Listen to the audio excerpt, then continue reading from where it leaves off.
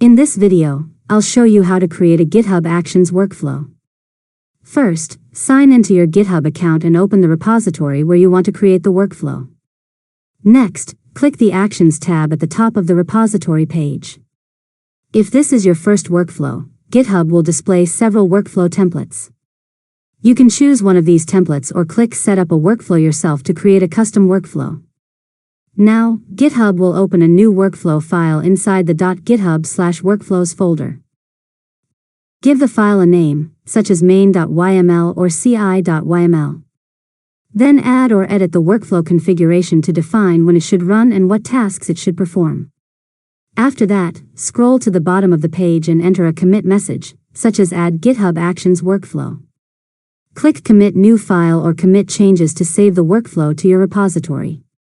Finally, go back to the Actions tab. If your workflow is triggered by the event you configured, GitHub Actions will start running it automatically. You can click the workflow run to view its progress, logs, and results. And that's it. You've successfully learned how to create a GitHub Actions workflow.